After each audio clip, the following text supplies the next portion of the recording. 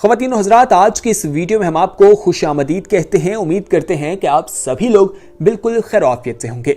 हमारी आज की वीडियो का जो मौजू है वो इंतहाई दिलचस्प है और मौजू के साथ साथ वीडियो देखने के बाद आपके इल्म में इजाफा भी होने वाला है।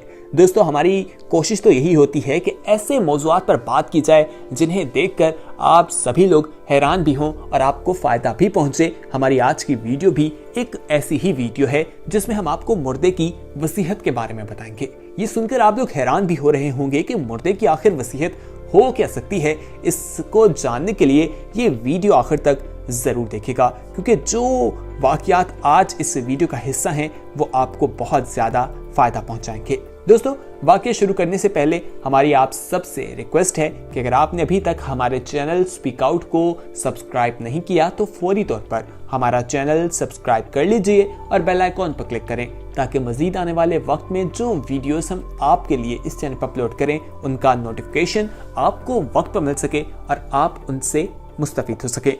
तो दोस्तों, मौत के बाद भी किसी शख्स के किसी न किसी सूरत में मौजूद रहने का सबूत देने के लिए आसेब की एक क्लासी मिसाल शुमारी कैरोलिना के कसान जेफर जेफन की गुमशुदा वसीयत का मशहूर केस है। यह तमाम नफ्सियाती तहकीक में बेहतरीन तरीके से रिकॉर्ड किए गए केसेस में से एक केस है। दोस्तों, शुमारी कैरोलिना में ड्यूटी काउंटी के एक कसान जेफर जेफन के 4 बेटे थे, जॉन, जेम्स, मार्शल और एबेल। दोस्तों, कहा जाता है कि 16 नवंबर 1905 को उसने एक वसीयत की, 2 गवाहों से दस्तखत करवाए, अपनी तमाम इमलाक तीसरे बेटे मार्शल के नाम कर दी। कोई नहीं जानता था कि उसने सिर्फ मार्शल को ही क्यों पसंद किया, लेकिन कोई 13 बरस बाद बूढ़े का इरादा तब्दील हो गया और उसने एक नई वसीयत तैयार करवाई जो कुछ इस तरह थी। किताब पैदाइश अव्वल का 27वां बाब पढ़ने के बाद जेम्स एबेल जेफन का वसीयत नामा इस तरह से है कि मैं चाहता हूं कि मेरी तदफीन के बाद मेरी जायदाद 4 बेटों पर बराबर तकसीम कर दी जाए और अगर माँ जिंदा हो तो वो इसका ख्याल रखे। मेरे दस्तखत और अंगूठे का निशान जेम्स एल जेफन, 16 जनवरी 1999।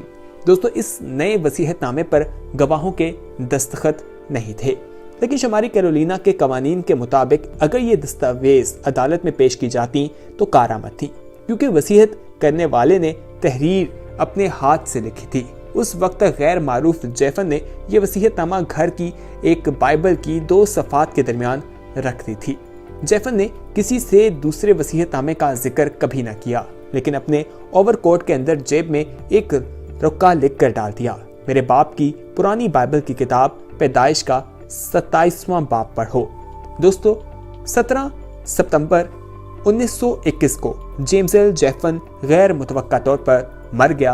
उसकी मौत वाक़ हो गई। तीसरे बेटे मार्शल ने अपनी गड़बड़ के बाद कहा जाता है कि सारी जायदाद ले ली। किसी के पास तनाज़ा खड़ा करने की कोई वजह ना थी और जेफन के बच्चों की आपस में कोई दुश्मनी नहीं थी। लेकिन 1925 के माह जून में दूसरे बेटे जेम्स जेफन को ख्वाब आने लगा, जिसमें बाप बिस्तर के पास खामोश खड़ा नजर आया। कोई 1 हफ्ते बाद काले पुराने कपड़े ओवरकोट में मलबूस साय ने उससे कहा, तुम्हें मेरे वसीयतनामे मेरे ओवरकोट की जेब में मिलेगी। जेम्स को ये बात मायनी खेज लगी और फौरन अम्मा के घर की जानिब चल दिया। ताहम बाप का ओवरकोट सबसे बड़े बेटे जॉन को दिया गया था, जो 20 मील दूर रहता था। जेम्स उसके घर गया और सूरत हाल बयान की। दोनों भाइयों ने कोट की तलाशी ली और अंदरूनी जेब में एक रुक्का सिला हुआ पाया कि बाइबल की किताब पैदाइश का 27वां बाब खोलो। बाप ने सोचा कि किसी गवाह की अदम मौजूदगी में बाइबल नहीं खोलनी चाहिए, लिहाजा एक पड़ोसी उसकी बेटी और अपनी बीवी और बेटी को साथ लिया। माँ के घर में काफ़ी तलाशी के बाद बाइबल मिली और जब उसे हिदायत करदा जगह से खोला गया तो वसीयतनामा मिल गया। ये वसीयतनामा 1925 में तैयार किया गया था। मार्शल अपने बाप की वफात के सिर्फ 1 साल बाद ही मर चुका था, लेकिन उसकी बीवी ने अपने छोटे बेटे की जानिब से दरख्वास्त दायर की। अदालत ने दिसंबर 1925 में मुकदमे की समाअत शुरू की। लोग अदालती कार्रवाई देखने के लिए चौक दर चौक आए, मगर स्कैंडल के मुतमनी लोगों को बहुत मायूसी हुई क्योंकि मार्शल की बेवा ने अपने वकील के कहने पर दरख्वास्त वापस ले ली। इस केस की वजाहत के सिर्फ 2 और मुतबादिल तरीके हैं, या तो जैफन बरादरान झूठ बोल रहे थे और उन्होंने अपने बाप की जायदाद में हिस्सा लेने की खातिर जोर जबरदस्ती की, या फिर ये कहानी शुरू से लेकर आखिर तक सच्ची है, लेकिन जैफन की वसीयतनामे का मामला भूत कहानियों में बेहतरीन तरीके से रिकॉर्ड किया गया और तस्दीक शुदा केस है। यूं ये इसका अमर माकूल साबित हुआ कि भूत मुर्दा शख्स के शऊर की नुमाइंदगी करते हैं और इंसान जिस्मानी मौत के बाद भी किसी न किसी तरह आते रहते हैं। दोस्तों, ये एक बहुत ही हैरान कर देने वाला वाक़या था जिसे अक्सर लोग देखते हैं, पढ़ते हैं और इसे मुर्दे की वसीयत के तौर पर जाना जाता है। ये एक हैरान कर देने वाला वाक़या जब हमने पढ़ा तो हम भी इसे देखकर हैरान हुए कि आखिर किस तरह से वसीयत की गई, और उसके बाद उसने अगर वसीयत तब्दील कर दी तो तब्दील करने के बाद किसी को बताया क्यों नहीं, और एक नए हकीकत के हवाले से देखा जाता है तो इसे माना क्यों नहीं जाता या इस पर अमल क्यों नहीं किया जाता। दोस्तों, आपको बताएं कि इस केस की वजाहत के सिर्फ 2 मुतबादिल तरीके जो आपको बताए, या तो जैफन बरादरान जो हैं वो झूठ बोल रहे थे और उन्होंने अपनी बाप की जायदाद में हिस्सा लेने की खातिर जो है वो जोर ज़बरदस्ती की, या फिर ये कहानी शुरू से लेकर ही आखिर तक सच्ची है, लेकिन जैफन की वसीयतनामे का मामला भूत की कहानियों के हवाले से रिकॉर्ड किया जाता है।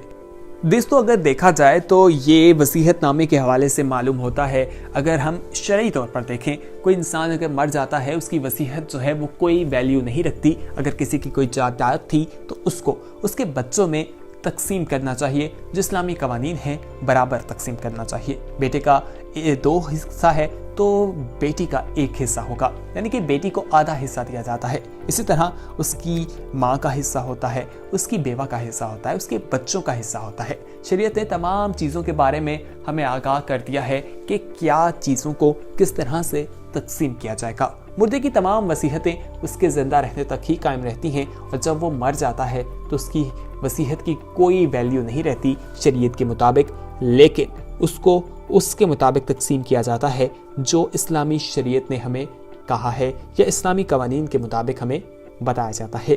तो दोस्तों, उम्मीद करते हैं कि आज की ये वीडियो आपको पसंद आई होगी।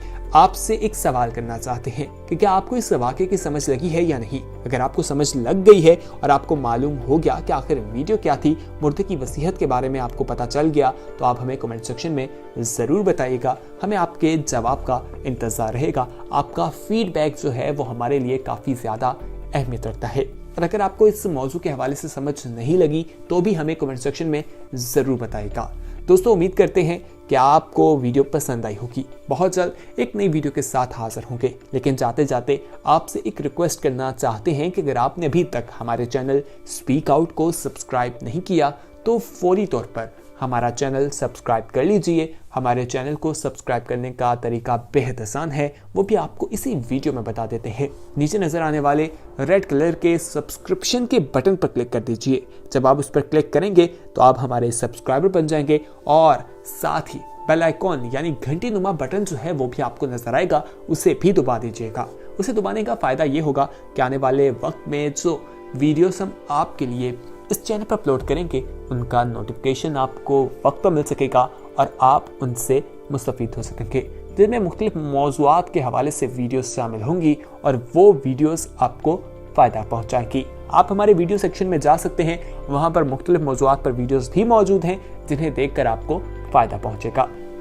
साथ ही साथ आपको बताते चलें कि अगर आपने अभी कोई सवाल या कोई मसला आपको तंग कर रहा है, आपके दिमाग में है और उसका जवाब ढूंढने में आपको मुश्किलात का सामना है, तो वो आप अपना टॉपिक जो है हमारी टीम के साथ शेयर कर सकते हैं। हमारी टीम के साथ अपना टॉपिक शेयर करने का तरीका भी बिल्कुल आसान है। आपने कमेंट सेक्शन में ही जाना है, वहां जाकर अपना मसला दर्ज कर देना है। पूरी तफसील के साथ अपना मसला हमारी टीम को बताइएगा। हमारी टीम आपके कमेंट्स पढ़ेगी, आपके मसले को देखेगी। अगर इस्लामी टॉपिक होगा तो उलमा कराम से रब्ता किया जाएगा, तमाम पहलुओं से आपके टॉपिक को देखा जाएगा, कवर किया जाएगा। और अगर कोई साइंटिफिक टॉपिक हुआ तो साइंसी रिसर्चेस देखी जाएंगी और उसके बाद एक इंफॉर्मेटिव वीडियो बनाई जाएगी जिसमें आपके तमाम सवालात के जवाब मौजूद होंगे। तो दोस्तों, अपने सवालात ज़रूर शेयर कीजिएगा। बहुत जल्द एक नई वीडियो के साथ हाजिर होंगे, तब तक के लिए हमें दीजिए इजाज़त। अपना ख्याल रखिए। अल्लाह हाफिज।